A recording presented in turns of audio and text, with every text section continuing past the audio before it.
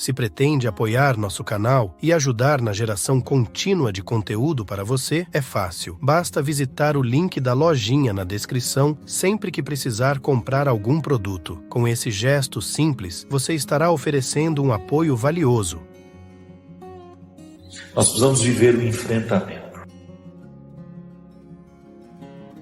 O enfrentamento que depois vai provocar uma libertação em nós. Enfim, a vida sempre vai nos pedir uma observação. A vida sempre vai pedir de nós calma, paciência, porque com pressa nós passamos por cima de todas essas necessidades e não somos capazes de reconhecê-las. Tudo tem seu tempo, há um momento oportuno para cada coisa debaixo do céu.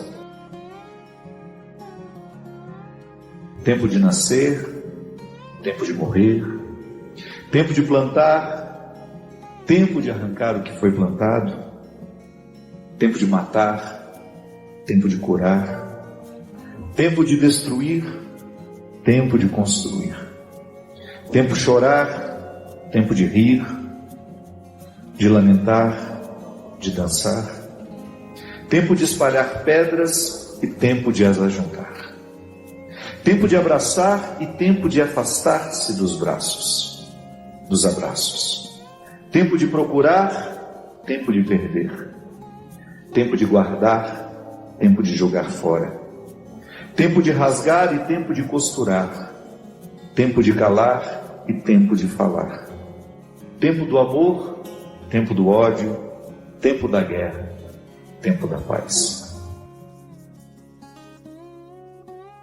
Muitas vezes nós matamos a nossa vida, ou matamos a oportunidade de viver bem, porque nós não somos capazes de fazer a leitura correta do que o tempo está nos pedindo. Que é assim mesmo. Cada dia o tempo vai nos pedir alguma coisa.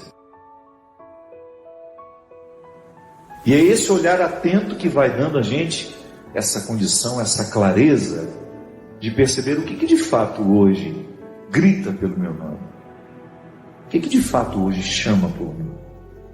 Qual é a realidade hoje que é inadiável?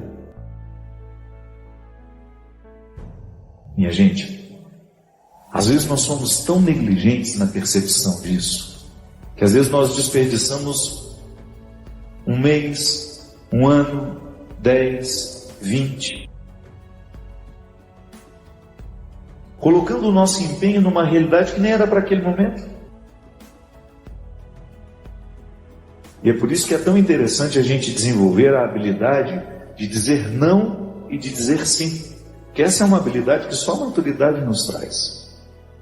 Que às vezes, porque somos imaturos, nós não sabemos nem dizer não, não sabemos olhar as urgências do tempo. Então a gente vive para agradar o outro. Não. Antes de agradar o outro, você precisa perceber o que a vida está pedindo de você. Que nem sempre aquilo que o outro, aquilo que você pode fazer para agradar o outro, está em consonância com aquilo que a vida está pedindo de você. Mesmo que para a gente crescer, nós temos que ter coragem de cortar muitas coisas. A Sagrada Escritura diz: tempo de matar, tempo de fazer nascer. Tudo depende da percepção aguçada que nós precisamos ter para olhar o momento presente e descobrir o que de fato merece o nosso empenho. Quantas vezes eu na minha vida me empenhei no lugar errado, na questão errada, e depois não tem como ser feliz. Não tem como eu descobrir um contentamento sabendo que o meu empenho não foi onde deveria ter me empenhado. Não há possibilidade de eu me sentir realizado, de sentir-me bem com as minhas escolhas, porque o que vai fazer com que eu me sinta bem é olhar para o contexto das minhas escolhas e ficar confortável com aquilo que foi escolhido. É interessante porque às vezes a nossa maneira de viver nos priva até mesmo dessa percepção. Nós estamos muito estranhos a nós. Não é estranho com o outro, não. é estranho a nós mesmos, estranhos a nós mesmos. A música fala, né, que às vezes nós ficamos sem alma. O corpo precisa de alma. Sim, eu preciso de sustento para a minha vida. Eu preciso de significar a minha matéria. Eu preciso colocar alma em tudo aquilo que sou eu, até na casa onde eu moro. Eu sempre saio de casa, e agora eu fiquei 17 dias fora de casa, que eu emendei o evento que eu tive em Maringá, depois com a peregrinação, e da peregrinação já fui para o evento de Recife. Fiquei 17 dias sem pisar na minha casa.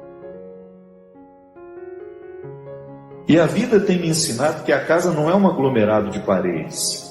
A casa é um sentimento que me ocorre. Não é só uma construção material, não. Quando eu entro dentro daquelas paredes que eu construí com o meu trabalho, ali eu identifico a alma que me sustenta. É um sentimento que me ocorre.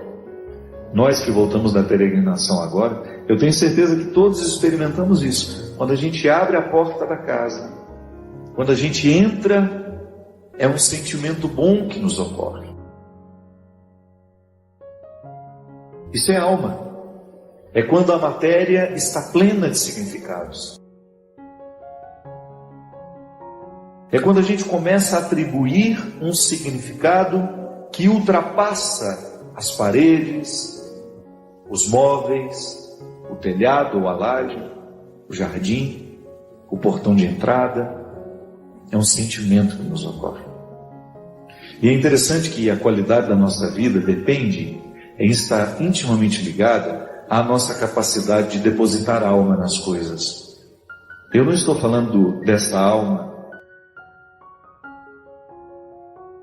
do significado mais profundo da nossa vida, dessa dimensão espiritual que me conecta com a eternidade. Não. Eu estou falando de tudo aquilo que vive e que faz sentido à matéria. Traz sentido àquilo que é material. Então a gente usa de maneira inadequada o termo alma. Perceber que os meus objetos estão perpassados por um significado que ultrapassa a matéria. Como dizia Rubem Alves, né? Existem coisas que são mais que coisas, são coisas que nos fazem lembrar. Isso é, virar um sacramental. Da mesma maneira como eu trago uma lembrancinha da viagem, aquilo é para mim apenas um sacramental de alguma coisa que foi boa, que foi vivida, que foi experimentada, que me fez bem. Mas agora, na minha oportunidade de colocar alma neste corpo, nessa oportunidade única que eu tenho de viver diariamente bem a minha vida e assim inflar ar em tudo isso, da mesma maneira como eu percebo essa outra alma das coisas, da minha casa, quando chego, de um sentimento que me ocorre. O viver bem, me trazendo a consciência de que hoje, quando eu observo as urgências da minha vida e me empenho nessas urgências, eu estou colocando alma no meu corpo. Ah, padre, essa visão separatista não combina com a teologia cristã. Eu sei. Isso é só didática. Essa separação é apenas didática. Funciona tudo junto. Corpo e alma estão, embora sejam realidades distintas, funcionam juntas. É unidade. Nós proclamamos a unidade de tudo isso. Agora, quando eu percebo, quando eu identifico que eu não estou fazendo, que eu não estou me empenhando para viver bem, eu estou sim fragilizando os recursos da minha alma, que são justamente para me ajudar a viver bem a própria vida do corpo. Trabalham em conjunto, minha gente. E nós muitas vezes negligenciamos a observância do tempo, como na Escritura que diz. O escritor sagrado fala justamente isso. Tempo de chorar e tempo de rir. Há momentos que a própria vida te mostra a necessidade de chorar, de julgar para fora os seus excessos, de não ter medo da tristeza, de permitir que essa tristeza cabe dentro de nós, as suas riquezas, e que nos ajude a encontrar a pedra preciosa que só o sofrimento poderia nos levar a conhecer. Depois vem o riso. O riso não nasce por acaso. A gente já cantava aquela música também, né? Ando devagar porque já tive pressa e trago esse sorriso porque já chorei demais. O sorriso é o resultado da lágrima bem chorada. O sorriso é o resultado final de um processo de luta que nós estabelecemos, de observar dia a dia qual é o empenho que aquele dia me pede, o que hoje eu preciso fazer para ter o direito do sorriso amanhã. E é bom, você sabe por quê? Porque à medida em que nós estamos passando o perrengue, sabendo que ele será construtivo, já nascem pequenos sorrisos ao longo desse processo. Quando a gente fala de um sorriso final, é apenas a metáfora de um processo bem feito, bem vivido. Tempo de abraçar, tempo de se afastar. Quanto sofrimento, né? Em perceber o distanciamento como necessário ao crescimento do outro. É aquele filho que vai embora para estudar. Não dá para reter filhos. Por isso que é tempo de abraçar, é tempo de cuidar, é tempo de estar junto. E vai chegar um momento em que esse afastamento será necessário para o próprio curso da vida. Depois volta. Mas num primeiro momento a gente precisa do distanciamento. É a urgência do dia. Chegou a época, é preciso estudar. É preciso buscar um futuro fora daqui. Minha gente, quando nós observamos o movimento do tempo e as suas urgências, a gente entra dentro do contexto de uma sabedoria irrenunciável à nossa realização humana. Tempo de rasgar, tempo de costurar. Se a gente não tem coragem muitas vezes de rasgar algumas realidades, depois jamais conseguiremos viver a libertação dela. Hoje eu até escrevi sobre isso. Muitas vezes nós lamentamos perder, e quando na verdade a gente vai observar aquilo que a gente perdeu. O amor humano é assim, gente. É uma arma poderosa que pode edificar, como pode também destruir.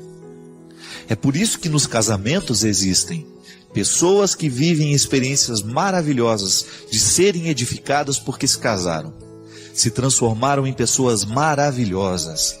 O outro a fez crescer, o outro a promoveu, o outro a fez encontrar o que ela tinha de mais bonito e não sabia. Mas nós também sabemos que existem muitos relacionamentos, muitos casamentos, muitas amizades, que são fatores de transformação e de destruição para aqueles que vivem. Por quê? Porque o amor não está sendo interpretado com seriedade. O outro está usando do poder que tem, porque eu não sei se existe um poder maior do que esse. Eu não sei se existe uma autoridade mais determinante do que essa, a autoridade afetiva. A autoridade afetiva é uma coisa que precisa ser administrada com muito cuidado. Quando você tem autoridade afetiva sobre o outro, isso é, você é importante para o outro, aquilo que você fala tem muito peso. O seu gesto tem muito peso. A sua opinião tem muito valor. E graças a Deus, por quê? Existe uma autoridade afetiva, que se a gente exerce de um jeito certo, na hora certa, a gente consegue encaminhar o outro para o bem, para o melhor caminho.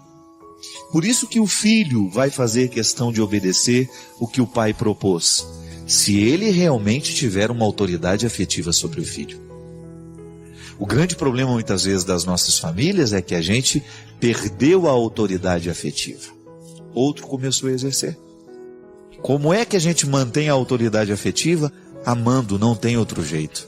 É à medida que a gente ama o outro, é que o outro vai pensar 2, 3 vezes se vai nos trair ou não.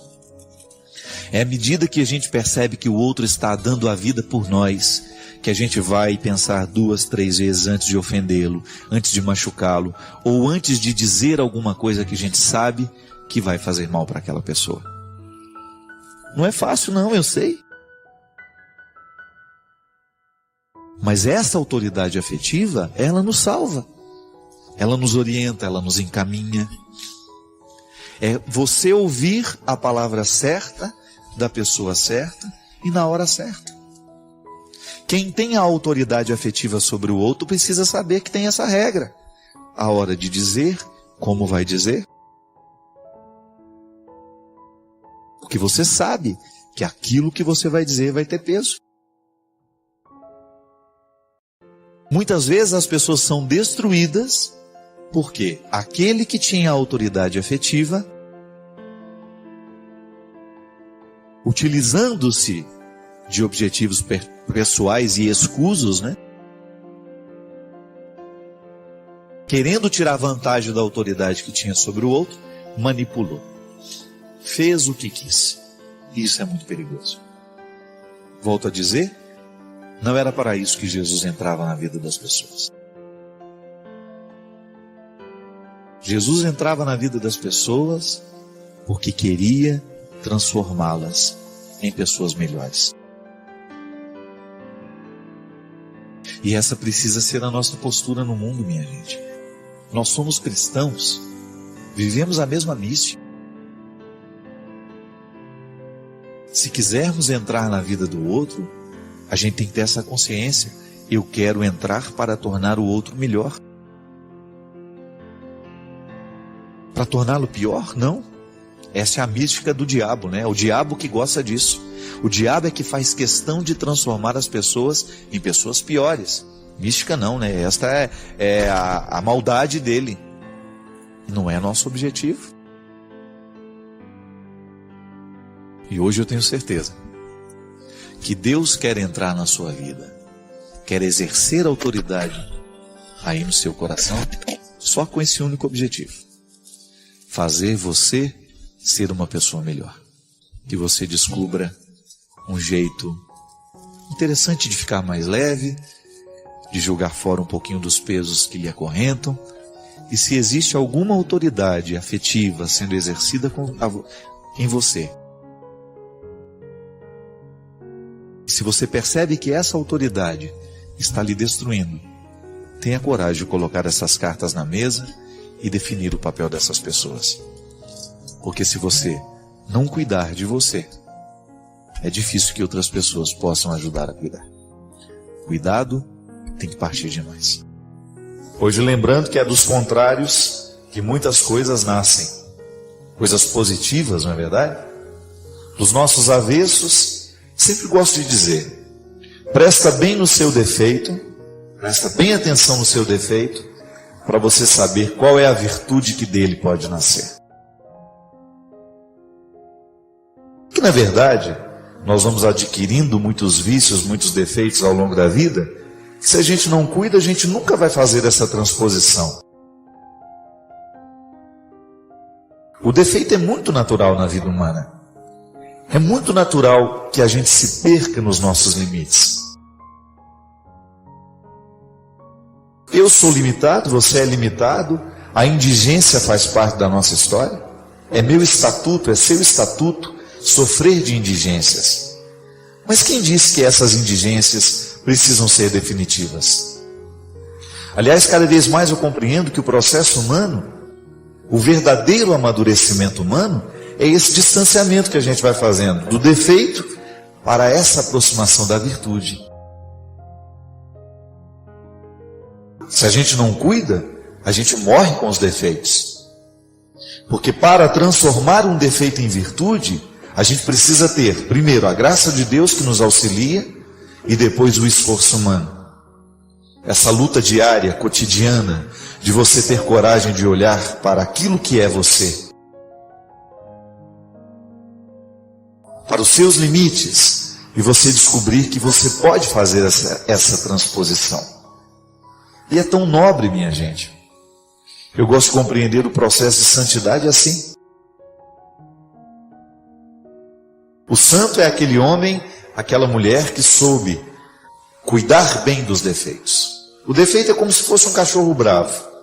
Se você não coloca na coleira, ele machuca você, ele machuca quem está do lado. Recorda-se daquela história do monge que dizia: dentro de mim moram 2 cães, um bravo e um manso. E aí alguém perguntou: e qual deles prevalece?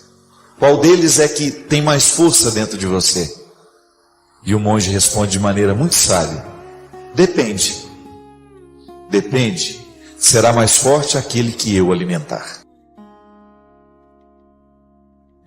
E é verdade. Dentro de mim há sempre um homem virtuoso e há sempre um homem defeituoso. Por quê? Antropologicamente eu estou posicionado entre a condição de Adão e a graça de Cristo. Eu vivo o tempo todo na minha carne, na minha experiência de ser quem eu sou, o dilema: ou eu aceito ser o homem defeituoso que Adão me herda, que Adão me lega, ou eu sou o homem virtuoso que Cristo me convida a ser e que me mergulhou na sua graça para que eu tenha a possibilidade de alcançar. A vida cristã é este posicionamento. Estou entre Adão e Jesus. E aí vou escolher para que lado eu quero caminhar, para que lado eu devo andar. Caminho na direção de Adão para alimentar ainda mais os meus defeitos e os meus limites, ou eu caminho na direção de Cristo para que eu possa superar os defeitos, os limites que a condição humana me coloca. E é um milagre muito interessante de ser vivido. É um milagre muito bonito de ser experimentado, quando eu descubro que Adão não está tendo tanta força dentro de mim, porque Jesus está prevalecendo. E esse é o nosso desafio, minha gente. É o meu, é o seu. Começo o programa dizendo isso porque nós estamos marcados por esses dias, né? Essas semanas que antecederam o nosso dia de hoje. Tanta coisa triste noticiada, tanta coisa desastrosa acontecendo. Por quê? Porque ali aquelas pessoas decidiram viver sob os efeitos de Adão. Permitiram que os defeitos prevalecessem, que os limites prevalecessem, que o ódio, que o egoísmo, que a injustiça, que a inveja, que a mentira, que o crime prevalecesse. E é meu desafio, é seu desafio, dar esse passo cada vez mais, ir adiante na direção de Jesus, para que a gente possa viver essa transformação e para que a gente tenha esse efeito sobre o nosso coração, sobre a nossa vida. Hoje lembrando que é dos contrários que muitas coisas nascem, coisas positivas, não é verdade?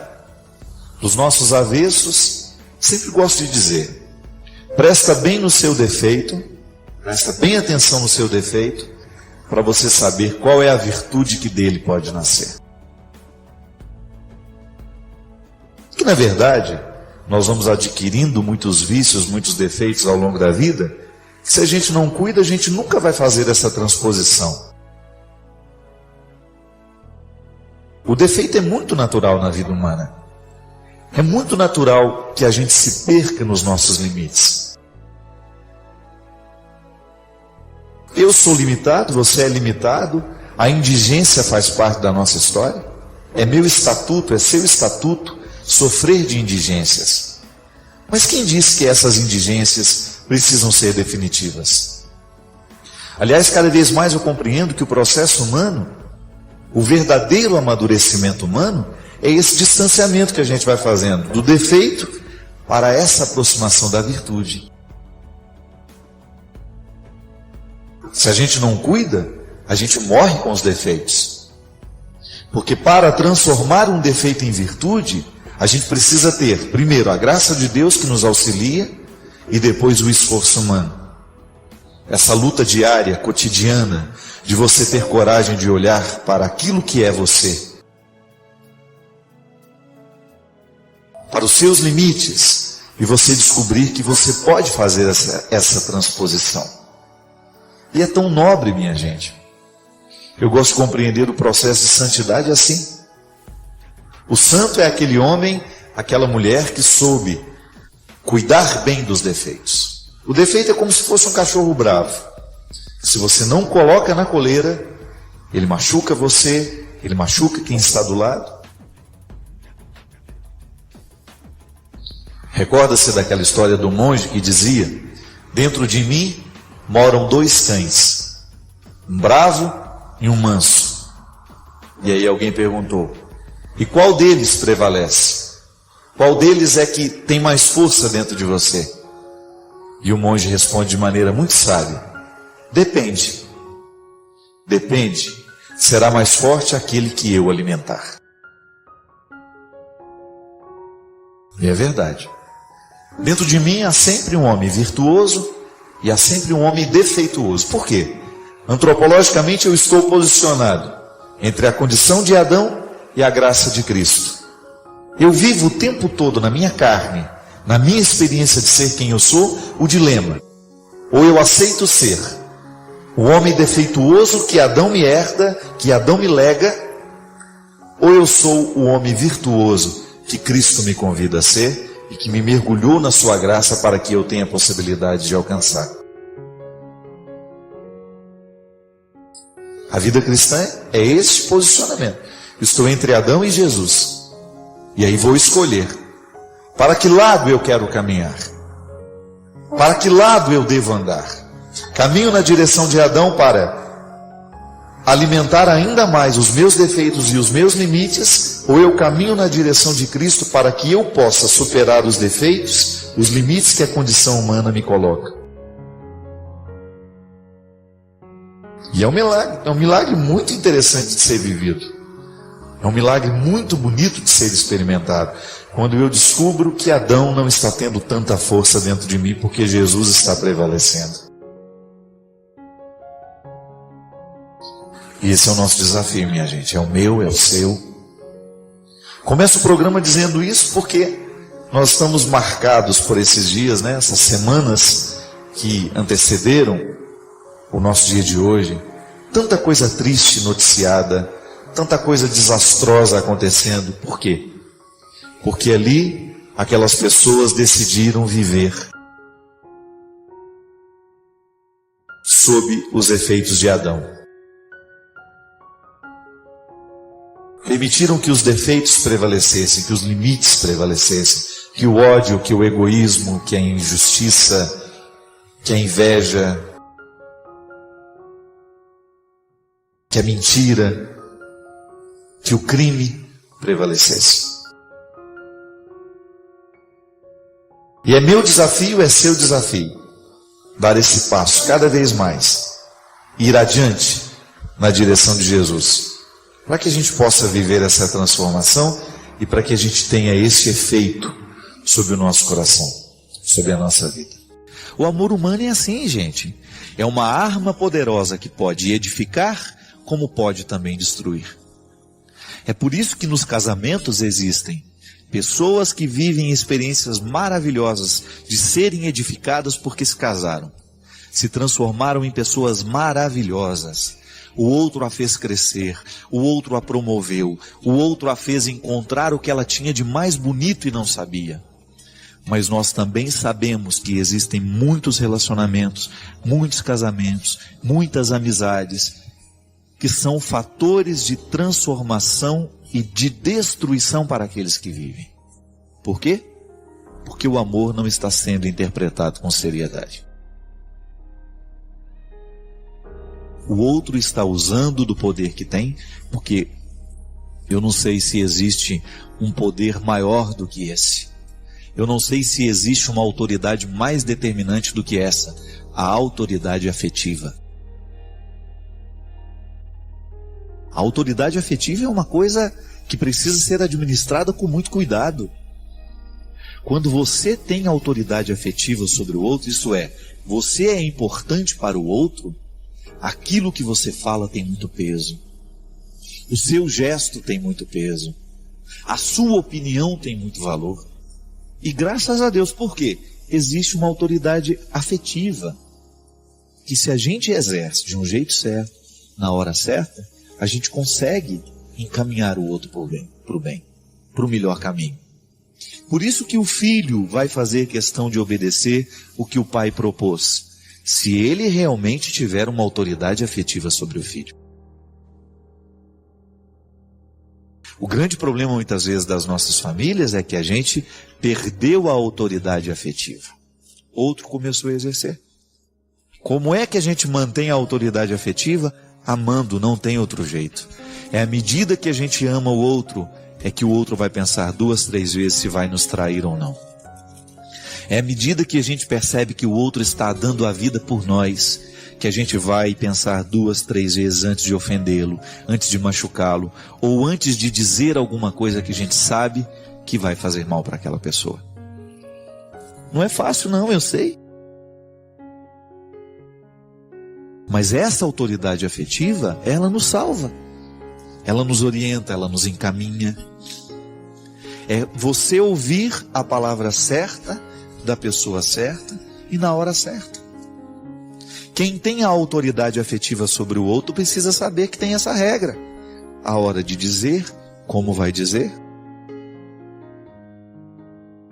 Porque você sabe que aquilo que você vai dizer vai ter peso. Muitas vezes as pessoas são destruídas porque aquele que tinha autoridade afetiva, utilizando-se de objetivos pessoais e escusos, querendo tirar vantagem da autoridade que tinha sobre o outro, manipulou. Fez o que quis. Isso é muito perigoso. Volto a dizer, não era para isso que Jesus entrava na vida das pessoas. Jesus entrava na vida das pessoas porque queria transformá-las em pessoas melhores. E essa precisa ser a nossa postura no mundo, minha gente. Nós somos cristãos, vivemos a mesma missão. Se quisermos entrar na vida do outro, a gente tem que ter essa consciência. Eu quero entrar para tornar o outro melhor. Para torná-lo pior? Não. Essa é a mística do diabo, É o diabo que gosta disso. O diabo é que faz questão de transformar as pessoas em pessoas piores. Mística não, Esta é a maldade dele. Não é nosso objetivo.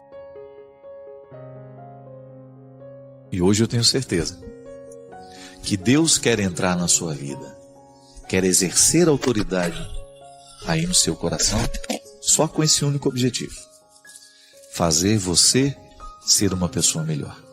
Que você descubra um jeito interessante de ficar mais leve, de jogar fora um pouquinho dos pesos que lhe acorrentam, e se existe alguma autoridade afetiva sendo exercida em você, e se você percebe que essa autoridade está lhe destruindo, tenha coragem de colocar essas cartas na mesa e definir o papel dessas pessoas.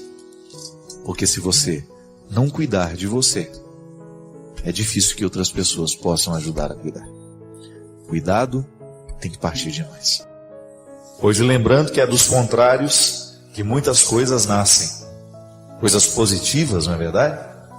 Dos nossos avessos, sempre gosto de dizer: presta bem no seu defeito, presta bem atenção no seu defeito, para você saber qual é a virtude que dele pode nascer. Que na verdade, nós vamos adquirindo muitos vícios, muitos defeitos ao longo da vida. Se a gente não cuida, a gente nunca vai fazer essa transposição. O defeito é muito natural na vida humana. É muito natural que a gente se perca nos nossos limites. Eu sou limitado, você é limitado, a indigência faz parte da nossa história. É meu estatuto, é seu estatuto sofrer de indigências. Mas quem disse que essas indigências precisam ser definitivas? Aliás, cada vez mais eu compreendo que o processo humano, o verdadeiro amadurecimento humano, É esse distanciamento que a gente vai fazendo do defeito para essa aproximação da virtude. Se a gente não cuida, a gente morre com os defeitos. Porque para transformar um defeito em virtude, a gente precisa ter, primeiro, a graça de Deus que nos auxilia e depois o esforço humano. Essa luta diária, cotidiana, de você ter coragem de olhar para aquilo que é você, para os seus limites, e você descobrir que você pode fazer essa transposição. E é tão nobre, minha gente. Eu gosto de compreender o processo de santidade assim. O santo é aquele homem, aquela mulher que soube cuidar bem dos defeitos. O defeito é como se fosse um cachorro bravo. Se você não coloca na coleira, ele machuca você, ele machuca quem está do lado. Recorda-se daquela história do monge que dizia: dentro de mim moram 2 cães, um bravo e um manso. E aí alguém perguntou: e qual deles prevalece? Qual deles é que tem mais força dentro de você? E o monge responde de maneira muito sábia: depende. Depende. Será mais forte aquele que eu alimentar. E é verdade. Dentro de mim há sempre um homem virtuoso e há sempre um homem defeituoso. Por quê? Antropologicamente eu estou posicionado entre a condição de Adão e a graça de Cristo. Eu vivo o tempo todo na minha carne, na minha experiência de ser quem eu sou, o dilema: ou eu aceito ser o homem defeituoso que Adão me herda, que Adão me lega, ou eu sou o homem virtuoso que Cristo me convida a ser e que me mergulhou na sua graça para que eu tenha a possibilidade de alcançar. A vida cristã é esse posicionamento. Estou entre Adão e Jesus. E aí vou escolher para que lado eu quero caminhar, para que lado eu devo andar. Caminho na direção de Adão para alimentar ainda mais os meus defeitos e os meus limites, ou eu caminho na direção de Cristo para que eu possa superar os defeitos, os limites que a condição humana me coloca. E é um milagre muito interessante de ser vivido. É um milagre muito bonito de ser experimentado, quando eu descubro que Adão não está tendo tanta força dentro de mim, porque Jesus está prevalecendo. E esse é o nosso desafio, minha gente. É o meu, é o seu. Começo o programa dizendo isso porque nós estamos marcados por esses dias, né? Essas semanas que antecederam o nosso dia de hoje. Tanta coisa triste noticiada, tanta coisa desastrosa acontecendo. Por quê? Porque ali aquelas pessoas decidiram viver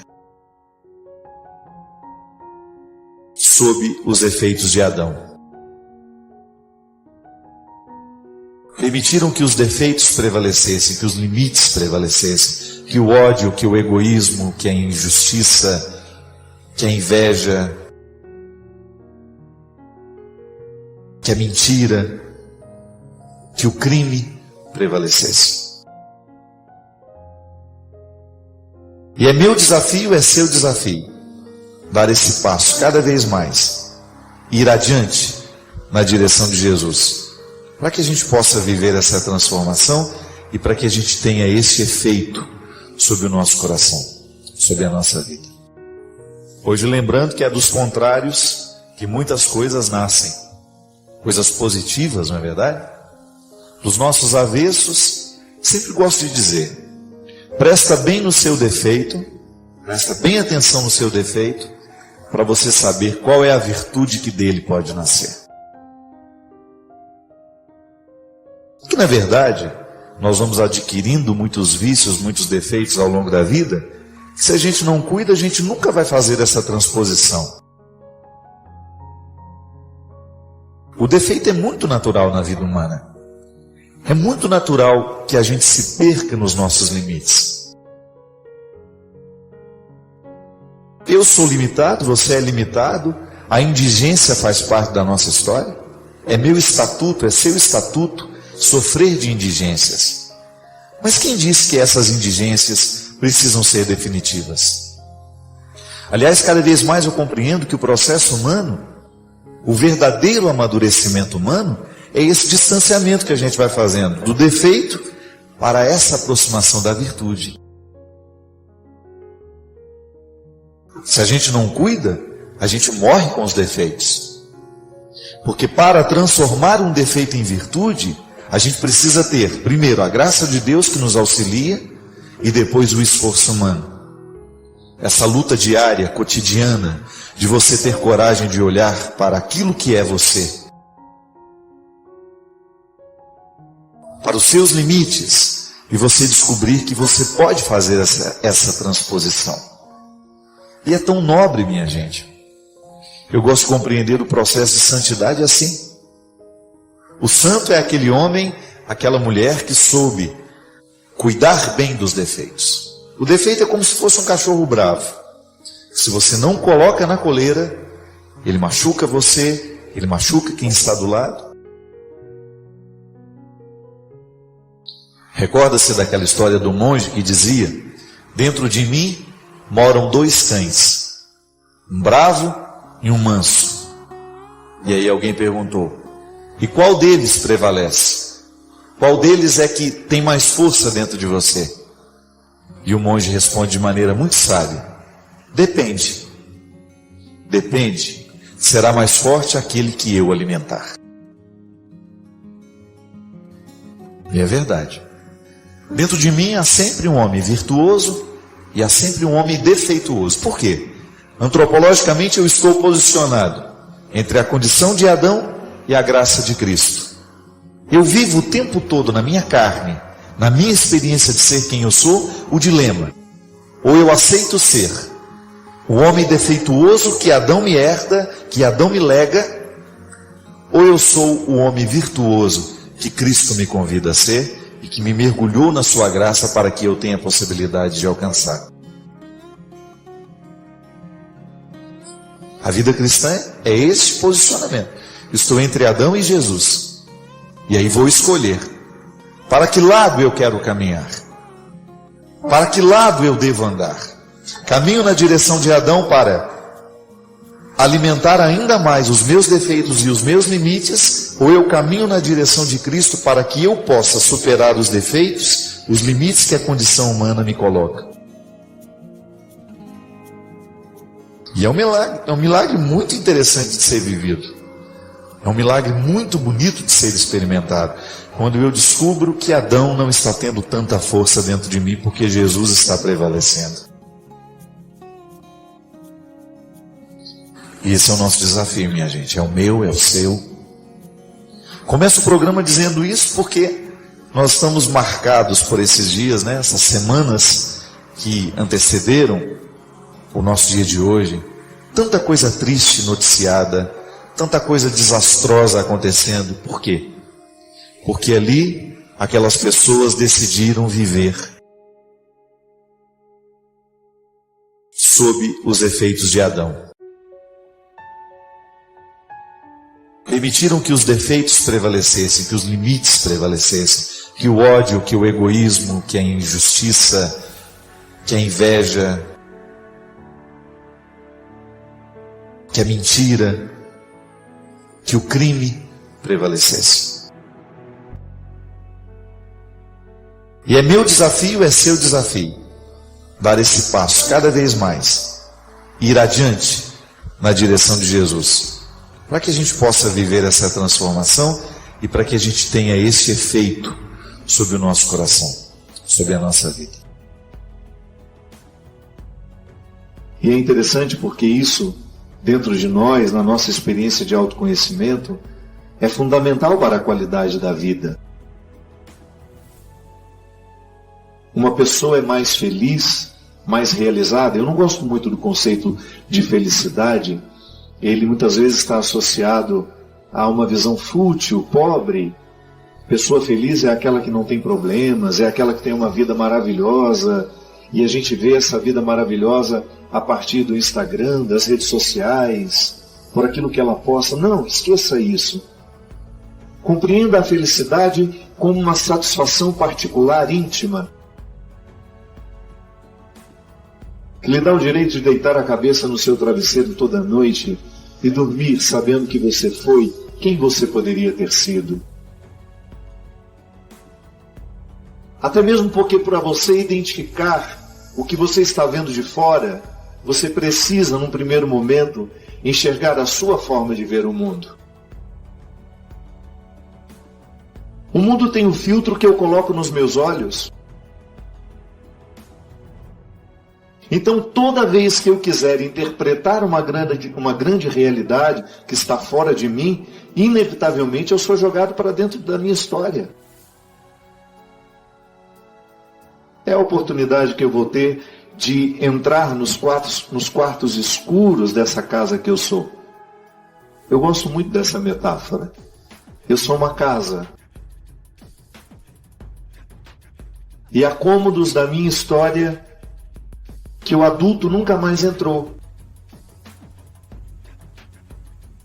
Perdoar é uma experiência de voltar para dentro de si e investigar-se.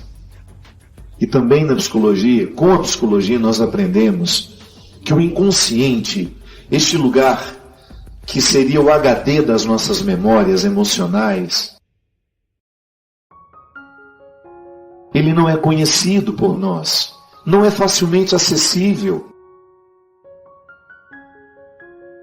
Acessar o inconsciente requer muitas técnicas, é difícil, mas o tempo todo ele nos manda recados, porque ele está atuante. Eu me lembro da regra que aprendi com a minha professora. Ela dizia, o inconsciente não é conhecido, mas o tempo todo é atuante. Não é porque eu desconheço que ele não atue. Não, ele atua o tempo todo.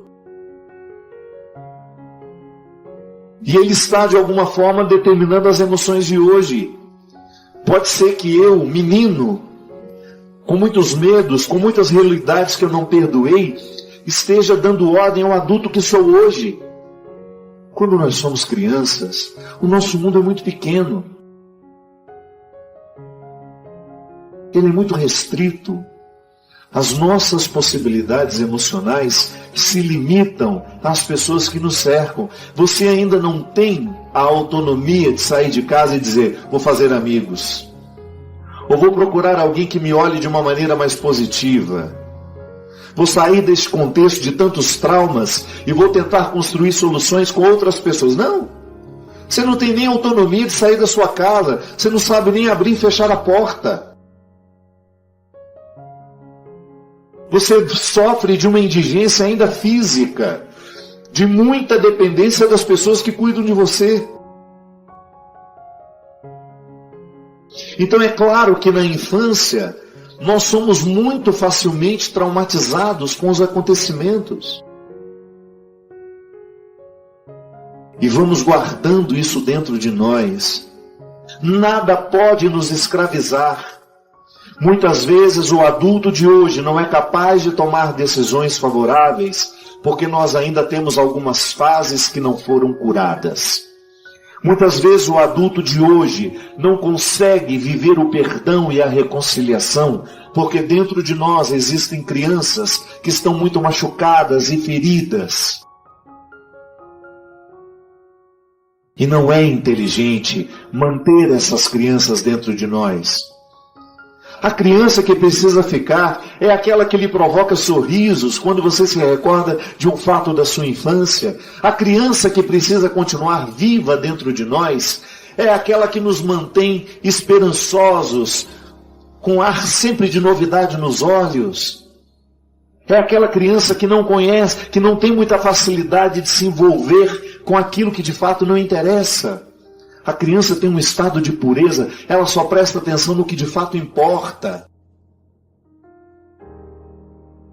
Conflito é uma coisa de adultos. Dificilmente você vê uma criança conflituada. Ela sabe o que ela quer. E é claro que nós não podemos dar tudo o que ela quer, mas ela sabe. Mas quando a gente é criança, nós não temos esses filtros. É por isso que é tão perigoso educar uma criança, ou ter crianças perto de nós, nos observando viver. Às vezes nós dizemos coisas horríveis sem perceber que estamos ferindo, e aí traumatizamos muitas vezes as pessoas. Um dia, porque não tínhamos ainda esses filtros da maturidade, provocaram muitas feridas emocionais dentro de nós, nos chamando de burros, incompetentes. A gente assimilou aquela informação, ela veio de pessoas que nós amávamos, que nós admirávamos, não tínhamos os filtros para passar essa informação e desmenti-la. E registrávamos aquilo dentro de nós. Aí o tempo passou, aquela criança que era indefesa, incapaz de criar um recurso de retórica, não foi capaz de desmentir quem a traumatizou naquele momento. Aí de repente hoje, percebe em si uma sequência de inseguranças que nós não sabemos onde começa e onde termina.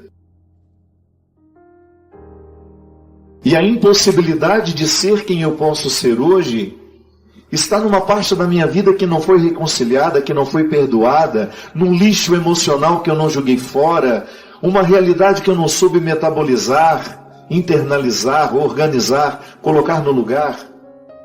Sim, em muitos momentos da minha história, a dificuldade do homem presente está associada ao menino do passado. Quando nós éramos crianças, nós não tínhamos os filtros da maturidade. A gente acreditava em tudo que nos diziam.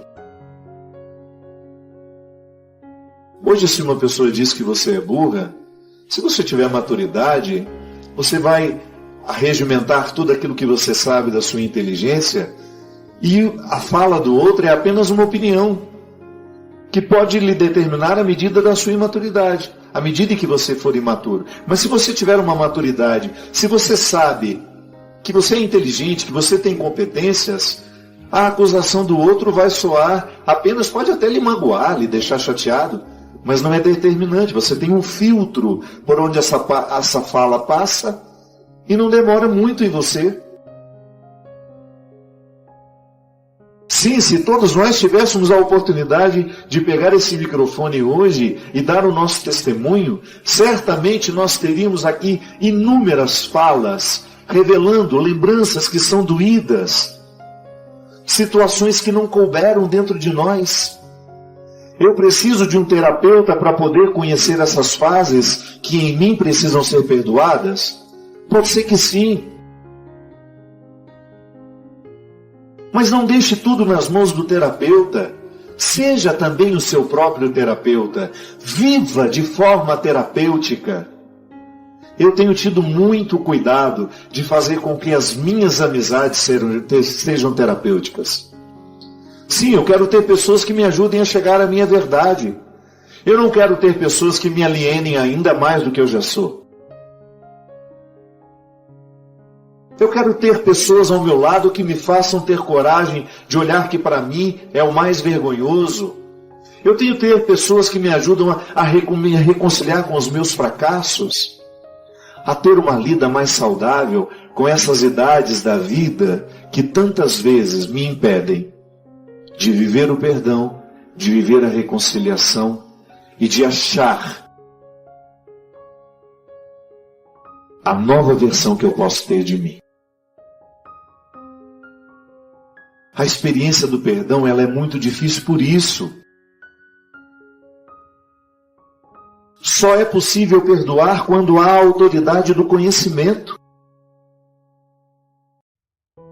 Simplifique isso. Você tem uma mágoa contra uma pessoa. Às vezes aquela mágoa foi causada por um momento difícil que você viveu com aquela pessoa.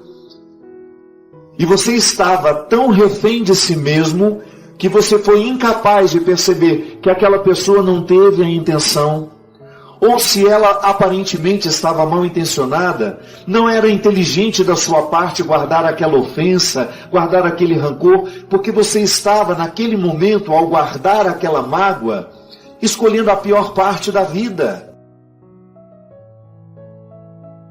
Que você poderia muito bem dizer, eu não perdoo porque eu tenho motivo para não perdoar. Isso é uma forma irracional de compreender a ofensa. Isso é uma forma de você continuar dando autoridade àquele que lhe ofendeu. Porque enquanto você não perdoa, o que você está fazendo é dando autoridade a quem lhe ofendeu. Continua ferroando, continua machucando. O perdão, ele tem o poder de nos libertar disso. Não significa que você vai retomar a amizade com aquela pessoa. Não significa que você vai abrir um novo espaço na sua vida para ela. Não. Existem situações que mostram exatamente as pessoas que devem estar com você e as que não devem estar com você. Mas o fato é que até quem não deve estar com você, você precisa ter autoridade sobre esse fato. E a melhor forma de ter autoridade sobre o fato é perdoando, é dizendo, olha, não precisamos continuar juntos, mas aqui não há mágoa. Se eu me encontrar com você, vou lhe tratar muito bem. Não quererei o seu mal. Farei de tudo para que você não entre na lista daquelas pessoas que eu tenho o péssimo hábito de maldizer. Te colocarei dentro de mim de um modo a me ensinar. Olha, aquela pessoa foi tão cruel comigo, mas eu aprendi com ela. Isso é perdoar. É porque às vezes nós não temos muito conhecimento disso e às vezes precisamos pagar terapeutas para a gente aprender essas regras. Aquilo que você está vendo de mim hoje é apenas um ser obedecendo a um outro ou a muitos outros que eu já fui e que não estão resolvidos dentro de mim.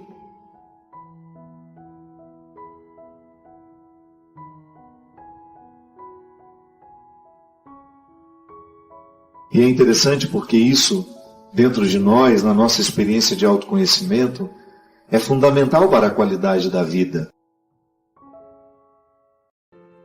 Uma pessoa é mais feliz, mais realizada. Eu não gosto muito do conceito de felicidade. Ele muitas vezes está associado a uma visão fútil, pobre. Pessoa feliz é aquela que não tem problemas, é aquela que tem uma vida maravilhosa. E a gente vê essa vida maravilhosa a partir do Instagram, das redes sociais, por aquilo que ela posta. Não, esqueça isso. Compreenda a felicidade como uma satisfação particular, íntima, que lhe dá o direito de deitar a cabeça no seu travesseiro toda noite e dormir sabendo que você foi quem você poderia ter sido. Até mesmo porque para você identificar o que você está vendo de fora, você precisa, num primeiro momento, enxergar a sua forma de ver o mundo. O mundo tem um filtro que eu coloco nos meus olhos. Então, toda vez que eu quiser interpretar uma grande realidade que está fora de mim, inevitavelmente eu sou jogado para dentro da minha história. É a oportunidade que eu vou ter de entrar nos quartos escuros dessa casa que eu sou. Eu gosto muito dessa metáfora. Eu sou uma casa. E há cômodos da minha história que o adulto nunca mais entrou. Perdoar é uma experiência de voltar para dentro de si e investigar-se. E também na psicologia, com a psicologia nós aprendemos que o inconsciente, este lugar que seria o HD das nossas memórias emocionais, ele não é conhecido por nós, não é facilmente acessível. Acessar o inconsciente requer muitas técnicas, é difícil, mas o tempo todo ele nos manda recados, porque ele está atuante. Eu me lembro da regra que aprendi com a minha professora. Ela dizia, o inconsciente não é conhecido, mas o tempo todo é atuante. Não é porque eu desconheço que ele não atue. Não, ele atua o tempo todo. E ele está, de alguma forma, determinando as emoções de hoje.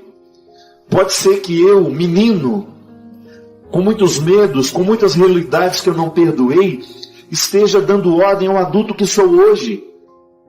Quando nós somos crianças, o nosso mundo é muito pequeno. Ele é muito restrito. As nossas possibilidades emocionais se limitam às pessoas que nos cercam. Você ainda não tem a autonomia de sair de casa e dizer, vou fazer amigos. Ou vou procurar alguém que me olhe de uma maneira mais positiva. Vou sair desse contexto de tantos traumas e vou tentar construir soluções com outras pessoas. Não! Você não tem nem autonomia de sair da sua casa. Você não sabe nem abrir e fechar a porta. Você sofre de uma indigência ainda física, de muita dependência das pessoas que cuidam de você. Então é claro que na infância nós somos muito facilmente traumatizados com os acontecimentos. E vamos guardando isso dentro de nós. Nada pode nos escravizar. Muitas vezes o adulto de hoje não é capaz de tomar decisões favoráveis porque nós ainda temos algumas fases que não foram curadas. Muitas vezes o adulto de hoje não consegue viver o perdão e a reconciliação porque dentro de nós existem crianças que estão muito machucadas e feridas. E não é inteligente manter essas crianças dentro de nós. A criança que precisa ficar é aquela que lhe provoca sorrisos quando você se recorda de um fato da sua infância. A criança que precisa continuar viva dentro de nós é aquela que nos mantém esperançosos, com ar sempre de novidade nos olhos. É aquela criança que não conhece, que não tem muita facilidade de se envolver com aquilo que de fato não interessa. A criança tem um estado de pureza, ela só presta atenção no que de fato importa. Conflito é uma coisa de adultos. Dificilmente você vê uma criança conflituada, ela sabe o que ela quer. E é claro que nós não podemos dar tudo o que ela quer, mas ela sabe. Mas quando a gente é criança, nós não temos esses filtros. É por isso que é tão perigoso educar uma criança, ou ter crianças perto de nós, nos observando viver. Às vezes nós dizemos coisas horríveis, sem perceber que estamos ferindo, e aí traumatizamos muitas vezes as pessoas. Um dia, porque não tínhamos ainda esses filtros da maturidade, provocaram muitas feridas emocionais dentro de nós, nos chamamos de burros, incompetentes. A gente assimilou aquela informação, ela veio de pessoas que nós amávamos, que nós admirávamos, não tínhamos os filtros para passar essa informação e desmenti-la. E registrávamos aquilo dentro de nós. Aí o tempo passou. Aquela criança que era indefesa, incapaz de criar um recurso de retórica, não foi capaz de desmentir quem a traumatizou naquele momento. Aí de repente hoje, percebe em si uma sequência de inseguranças que nós não sabemos onde começa e onde termina. E a impossibilidade de ser quem eu posso ser hoje está numa parte da minha vida que não foi reconciliada, que não foi perdoada, num lixo emocional que eu não joguei fora, uma realidade que eu não soube metabolizar, internalizar, organizar, colocar no lugar. Sim, em muitos momentos da minha história, a dificuldade do homem presente está associada ao menino do passado. Quando nós éramos crianças, nós não tínhamos os filtros da maturidade. A gente acreditava em tudo que nos diziam. Hoje, se uma pessoa diz que você é burra, se você tiver maturidade, você vai regimentar tudo aquilo que você sabe da sua inteligência, e a fala do outro é apenas uma opinião, que pode lhe determinar a medida da sua imaturidade, à medida em que você for imaturo. Mas se você tiver uma maturidade, se você sabe que você é inteligente, que você tem competências, A acusação do outro vai soar apenas, pode até lhe magoar, lhe deixar chateado, mas não é determinante. Você tem um filtro por onde essa fala passa e não demora muito em você. Sim, se todos nós tivéssemos a oportunidade de pegar esse microfone hoje e dar o nosso testemunho, certamente nós teríamos aqui inúmeras falas, revelando lembranças que são doídas, situações que não couberam dentro de nós. Eu preciso de um terapeuta para poder conhecer essas fases que em mim precisam ser perdoadas? Pode ser que sim. Mas não deixe tudo nas mãos do terapeuta. Seja também o seu próprio terapeuta. Viva de forma terapêutica. Eu tenho tido muito cuidado de fazer com que as minhas amizades sejam terapêuticas. Sim, eu quero ter pessoas que me ajudem a chegar à minha verdade. Eu não quero ter pessoas que me alienem ainda mais do que eu já sou. Eu quero ter pessoas ao meu lado que me façam ter coragem de olhar que para mim é o mais vergonhoso. Eu tenho que ter pessoas que me ajudam a me reconciliar com os meus fracassos, a ter uma lida mais saudável com essas idades da vida que tantas vezes me impedem de viver o perdão, de viver a reconciliação e de achar a nova versão que eu posso ter de mim. A experiência do perdão, ela é muito difícil por isso. Só é possível perdoar quando há a autoridade do conhecimento.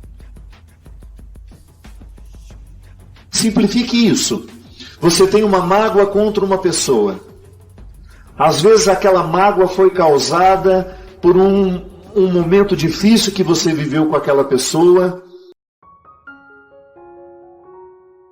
E você estava tão refém de si mesmo que você foi incapaz de perceber que aquela pessoa não teve a intenção, ou se ela aparentemente estava mal intencionada, não era inteligente da sua parte guardar aquela ofensa, guardar aquele rancor, porque você estava naquele momento, ao guardar aquela mágoa, escolhendo a pior parte da vida.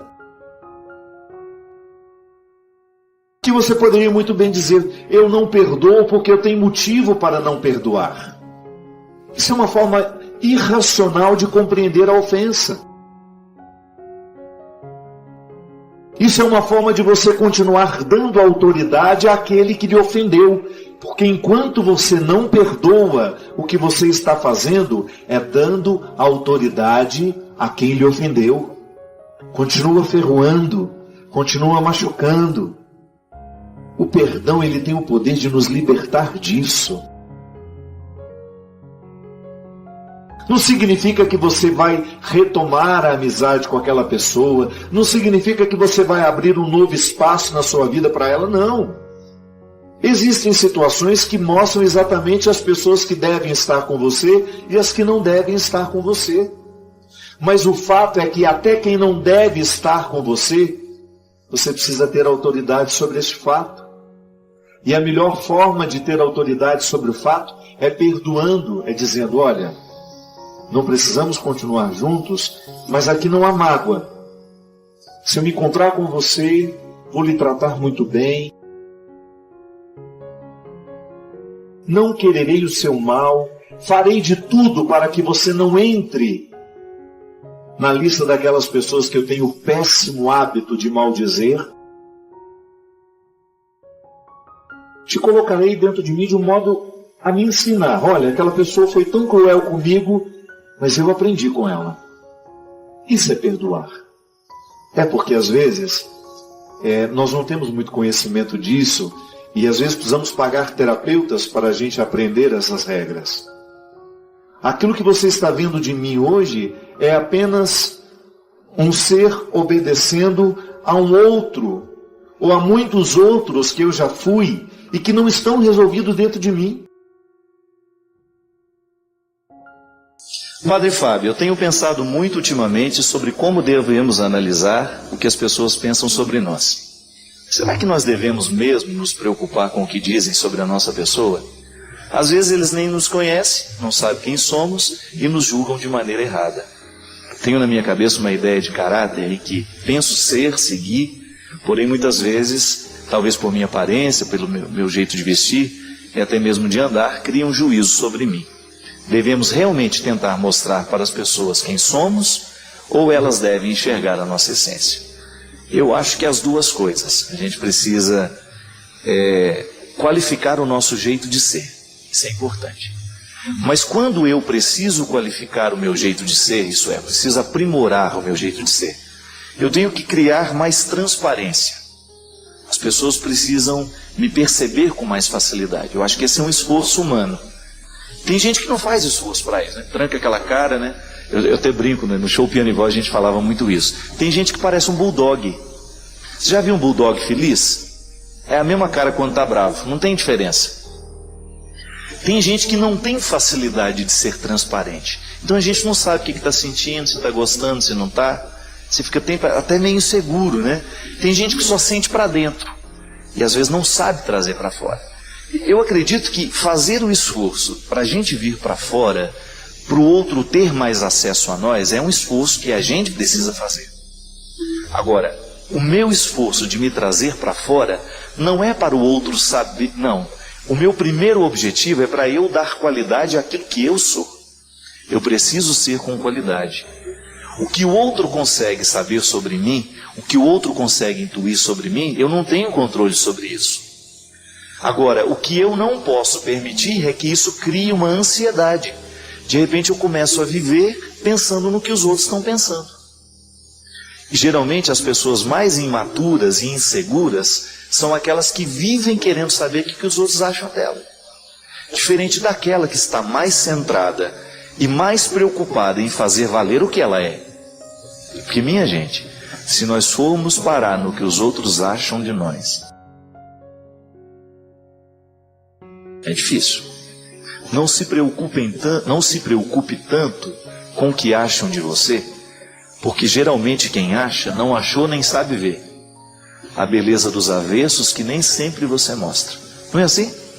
Tem gente que acha tanta coisa, mas ela não achou nada. Ela só acha, vive achando, mas ela não sabe absolutamente nada sobre a gente.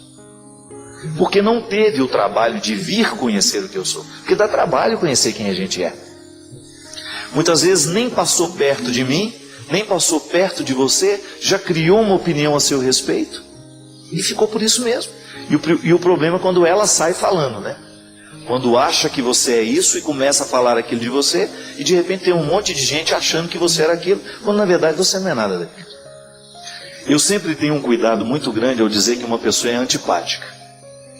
Porque geralmente tem gente antipática mesmo. Tem gente aborrecida, enjoada, entojo, chá de poejo, tem gente de todo tipo.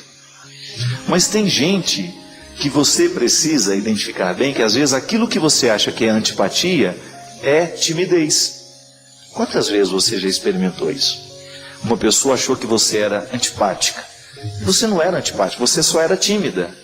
Você não tinha facilidade de cair, só estabelecendo muito vínculo. Aí, nossa, é enjoado demais, antipático. Não. E às vezes cria uma situação, né? Outro dia, gente, eu passei uma situação. Cheguei em Salvador para fazer um show.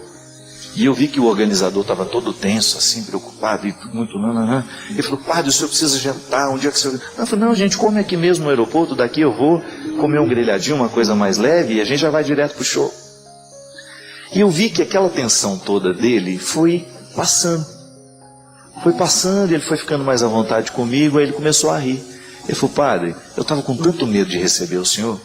Por quê, meu filho? Porque falaram para nós que o senhor é tão enjoado, tão enjoado, tão enjoado, que o senhor não senta nem em sofá de pobre, ele falou. Aí quando ele falou isso, eu fiquei assustado. Eu falei, nós tivemos que arrumar um sofá todo chique para colocar no camarim, porque falava que o senhor não sentava em qualquer sofá. Aí eu lembrei do nosso sofá, do Nanzo, lembra? Eu tinha um sofá lá em casa, gente, que ele era mais velho do que a minha avó. Tinha um rombo, assim, onde a gente sentava, que entrava para dentro assim, que a gente ficava encaixado, que se a gente precisasse sair com pressa, se acontecesse alguma coisa muito urgente, uma pessoa tinha que desentalar a gente. E imediatamente o que eu recordei foi aquilo. falei, meu Pai de misericórdia. Onde criar uma história dessa? É um infeliz, um espírito de porco, que um dia comenta um negócio de você que ele nem sabe, e começa a falar mal das pessoas e começa a criar histórias, né, a respeito, e de repente, meu Deus, não tinha enjoamento nenhum, não. Agora, quando cria, de repente cria sobre você algumas coisas, algumas lendas, né? Tal pessoa é assim, certo, mas pode ser que ela tenha sido naquele momento, pode ser que ela estava enjoada naquele dia, pode ser que ela estava aborrecida naquele dia. Há dias em que você está cansado, que não é o seu melhor momento. É igual tirar foto, gente. Não tem nada pior nesse mundo que tirar foto. Então pode dizer que o diabo é que inventou esse trem de fotografia. Porque é muito cansativo, porque você parece meio objeto, né? Igual monumento, que você chega lá, só que o monumento não precisa rir. Você tem que ser simpático. E às vezes você não está com aquela disposição toda, às vezes está 7 horas da manhã, você está tomando café, a pessoa está fotografando. Você está imaginando, imagina a qualidade que fica essas fotos. Você com a boca cheia, você com a boca torta. Então tem fotos as mais feias da gente esparramada pelo mundo. Às vezes eu não tenho, por exemplo, se é num ambiente onde está tranquilo, não é nenhum problema, gente. Agora no meio da multidão, quantas vezes eu falo, gente, não gosto mesmo não. Eu tenho que ser sincero. Eu tenho que ter o direito de dizer, eu não gosto porque isso é cansativo. E eu acho que os índios têm razão, a foto rouba a alma da gente. Vai tirando 30 de uma vez para você ver como é que você vai ficando no final. Tira 40 de uma vez, quero ver como é que você vai ficando. Sem contar que a gente deve ter um problema sério de vista, por causa daqueles flashes disparando no olho da gente. Então há momentos em que a gente tem a coragem de desabafar, de você contar, de você falar. E aí a pessoa escuta, nossa, mas ele é muito antipático. E às vezes as pessoas, porque não são capazes de respeitar a sua vida, o seu cansaço, elas acabam criando uma história a seu respeito. Eu tenho, por exemplo, um amigo padre, que ele tem uma dificuldade muito grande de lidar com o cansaço dele. Ele é uma pessoa absolutamente simpática, acolhedora, mas se ele está cansado, gente, ele fica um mau humor encarnado. É um mau humor encarnado. Agora, o problema dele é que ele não tem como sumir na hora que ele está cansado. Tem? Não tem. Agora, quantas pessoas que olham para ele mal-humorado pensam que ele é assim o tempo todo? E às vezes as pessoas não nos dão o direito do momento. Já observou isso? Quantas vezes você foi julgado mal porque as pessoas não lhe deram a oportunidade de ter o seu momento? De você não estar bem, de você estar chateado. Até no velório, gente, uma pessoa tirou uma foto do meu lado no velório. Ela foi chegando, eu estava lá do lado do defunto. Estou lá e eu assim, o defunto está aqui já. Aí de repente eu vi que ela foi chegando, parou assim. Sabe, quando faz o sinalzinho para a amiga, né?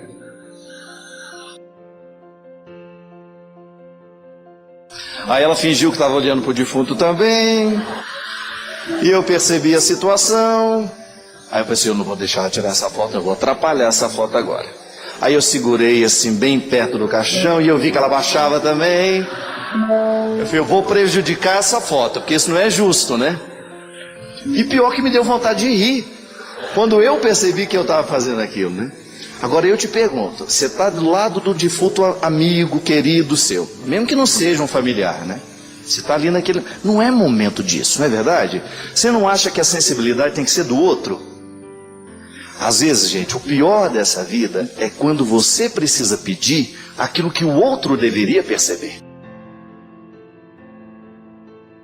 Dá um trabalho você lidar com insensibilidade alheia por causa disso. Não sou eu que tenho que dizer não, é você que não tem que pedir. Padre, eu sei que você não gosta, mas... Aí já vem. Bem, você sabe que eu não gosto. Outro dia eu estava na casa de uma pessoa muito direta, né? E eu achei muito assim, achei que foi grosseiro da parte dele, né?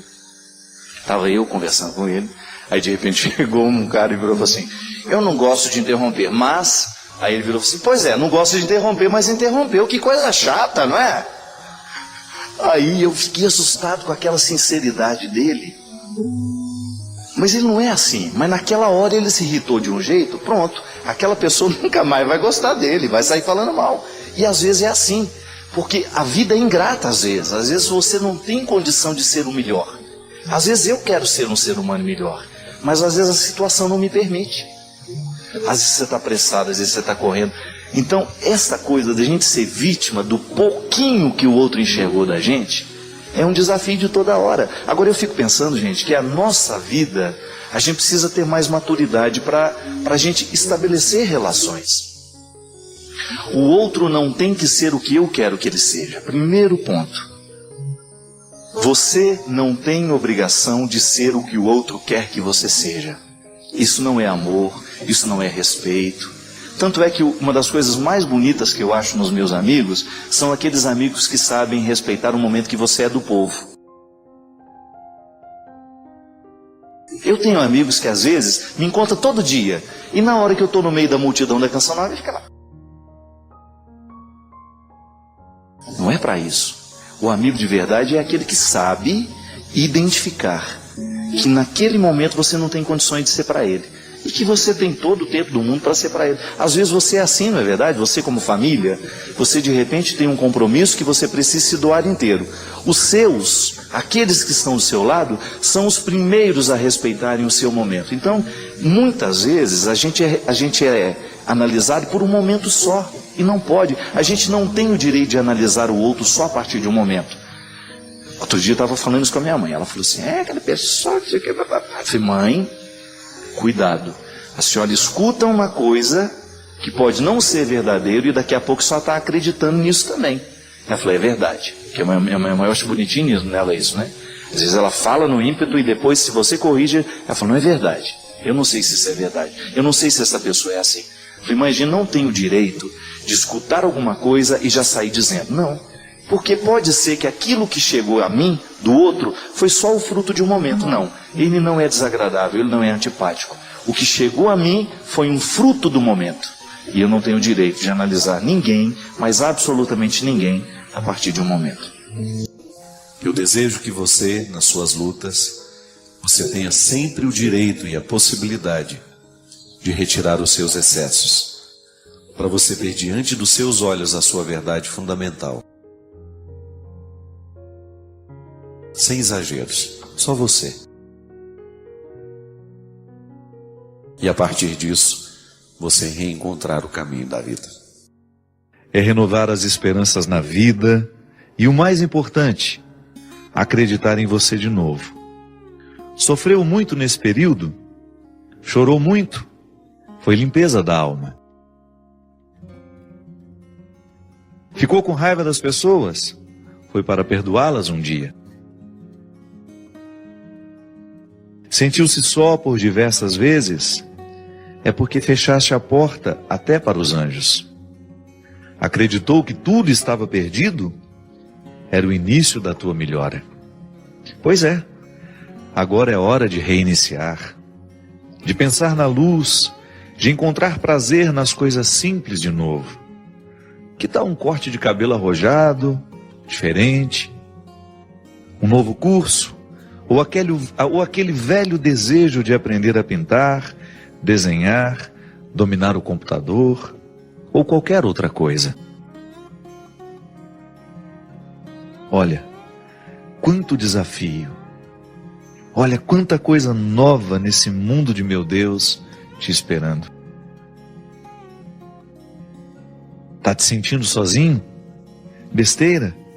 Tem tanta gente que você afastou com seu período de isolamento. Tem tanta gente esperando apenas um sorriso teu para chegar perto. Quando nos trancamos na tristeza, nem nós mesmos nos suportamos. Ficamos horríveis. O mau humor vai comendo o nosso fígado até a boca ficar amarga. Recomeçar.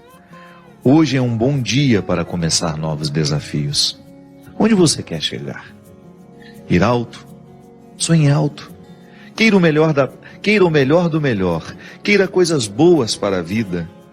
Pensando assim, trazemos para nós aquilo que desejamos. Se pensamos pequeno, coisas pequenas teremos.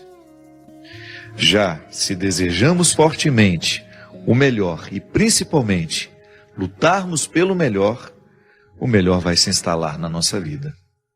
E é hoje o dia da faxina mental.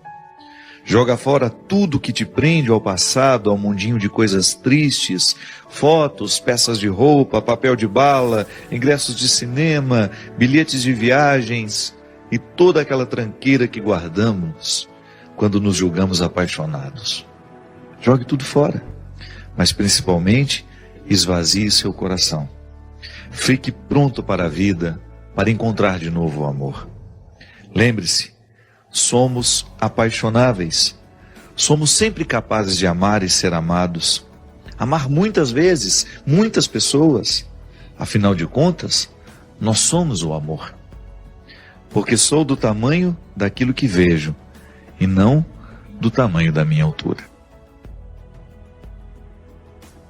É com muita alegria e com esse poema, que eu não sei, na verdade não é um poema, um texto, encontrei na internet outro dia, achei muito simples, mas ele tão direto, tão capaz de realmente nos dizer coisas simples que às vezes nós já estamos até acostumados a ouvir. Eu gosto sempre de dizer que às vezes a palavra que transforma a nossa vida não é a palavra ordinária, é aquela palavra ordinária dita no momento certo e da maneira certa. Porque às vezes nós já escutamos isso muitas vezes. Um texto motivador, como tantas vezes você já teve a oportunidade de ter contato no Facebook, ou alguém te lhe dizendo, um e-mail que você recebeu. Autores desconhecidos, né? Porque esses textos chegam, às vezes chegam assinados pelo Drummond de Andrade, mas não foi ele que escreveu. Só para dar autoridade ao texto, às vezes as pessoas colocam um autor conhecido. Não. É um texto que qualquer pessoa poderia ter escrito no momento em que ela pensou a própria vida, a dinâmica da própria vida. Mesmo que você não seja um literato, é possível que você já tenha pensado tudo isso ali. Mas de repente aquela palavra dita no momento certo, quando você escuta aquilo no momento correto, ela tem um poder transformador sobre nós impressionante. Essa faxina que o escritor desconhecido nos propõe, com esse texto que se chama Recomeçar, serve para nós nesse momento em que, ao olharmos para a morte do outro, pensamos a nossa. Na filosofia a gente aprende que a única forma que a gente tem de experimentar a morte, antes de morrer, é claro, né? Porque a morte é o acontecimento que nós vamos, de fato, saber o que é morrer, é no momento que a gente morre. Não há uma outra forma de experimentar a morte pessoal, senão morrendo. Então, como isso vai ser o ato definitivo, eu antecipo essa experiência quando eu olho para aqueles que morrem ao meu lado. Porque, de alguma forma, nós nos olhamos naquelas pessoas que se foram. É uma maneira que eu tenho, que você tem, de olhar para a sua morte, é naquele que morre. É um impacto sobre nós. A morte dos outros nos impacta. E ao olhar, ao sentir esse impacto, é natural que você também passe a sua vida limpa. Ah, padre, mas eu não ando de avião. Mas você também corre os riscos diários. A vida é perigosa, ela é sempre perigosa. Viver é perigoso, como dizia Guimarães Rosa, na introdução do seu Grande Sertão Veredas. Viver é perigoso. É sempre uma peleja, é sempre uma luta diária para a gente sobreviver. Eu vou atravessar a rua, eu corro risco de ser atropelado. Eu vou pegar um carro, vou para a estrada, eu corro risco de sofrer um acidente. Tudo é perigoso.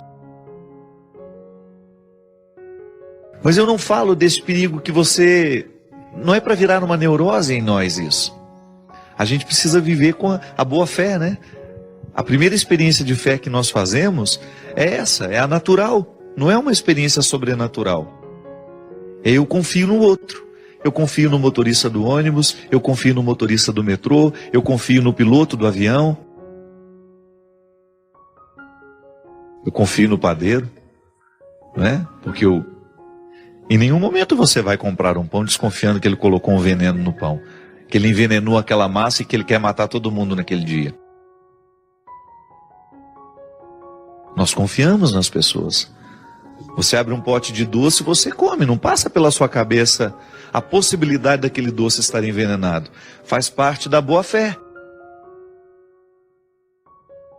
É a fé mais natural que nós experimentamos na vida, que é aquela que lhe dá condições de sair na direção do colo da sua mãe, quando você ainda não sabe andar, e dar os primeiros passos.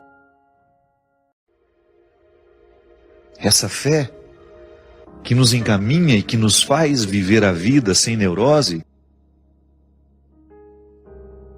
Claro, tem gente que precisa até se tratar, né? Há um determinado momento da vida que tem tanto medo de morrer. Geralmente, quando a gente está vivendo um momento muito bom da vida, as pessoas costumam desenvolver essa fobia, o medo da morte. Então depois precisa administrar até com medicamentos, para voltar a viver com naturalidade. Mas essa faxina, ela ultrapassa essas realidades cotidianas. Ela entra lá no mais profundo do sentido da nossa vida. É lá onde a gente precisa retirar os excessos, para que a gente tenha condições de extrair o que realmente importa. Que todos nós queremos ser felizes. Às vezes não somos felizes é por causa das escolhas erradas que a gente faz. E quando eu falo de felicidade, eu não estou falando de ausência de problemas. Essa é utópica, essa não existe. Eu estou falando da possibilidade de nós vivermos confortáveis em nós. De você olhar para a vida que você está vivendo e você ficar satisfeito com o resultado que você está tendo. Isso é possível. A nossa vocação é essa. Não é ter uma vida extraordinária. Porque às vezes a gente olha para as pessoas famosas, né? A gente fala, nossa, que vida extraordinária deve ter aquela pessoa. Nada. Quando ela chega em casa, quando ela está a sós, com ela, com as pessoas que fazem parte do mundo dela, aquele é absolutamente ordinário como a vida de todo mundo. Os palcos não são eternos. Aquele astro do cinema que você vê brilhando na tela, olha o que aconteceu com ele. Um homem que ganhou Oscar, um homem que ganhou inúmeros prêmios ao longo da sua vida e de repente não consegue administrar a infelicidade do momento, ou não soube administrar o sair de cena, porque isso também é perigoso. Ninguém está livre de perder o sentido da vida. E eu particularmente penso que pode ser para mim e para você uma oportunidade de nós revermos o que estamos fazendo na nossa vida. Às vezes a gente corre demais, às vezes a gente se expõe a um contexto de tanta necessidade, que a gente acaba morrendo antes da hora. Talvez estejamos vivendo uma época em que as pessoas precisarão simplificar as suas vidas. Tamanha a complexidade do mundo. O mundo é cada vez mais complexo, minha gente. Porque quanto mais ele facilita a nossa vida, mais complexo ele fica. Porque ele gera possibilidades.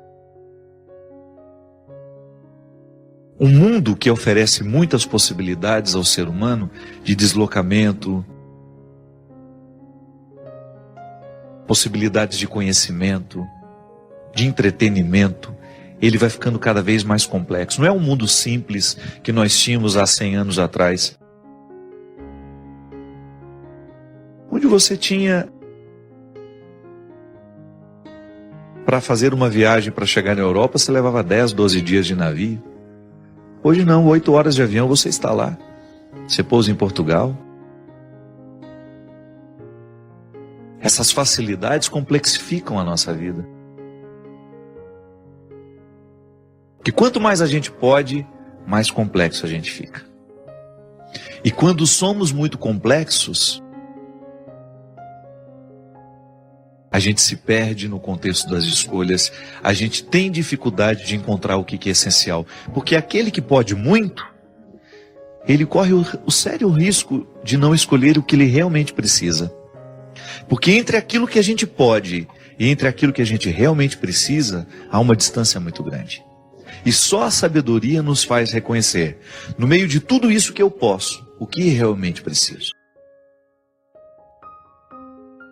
É aí que eu digo que precisamos fazer a faxina, por causa dos excessos que fazem parte de nós.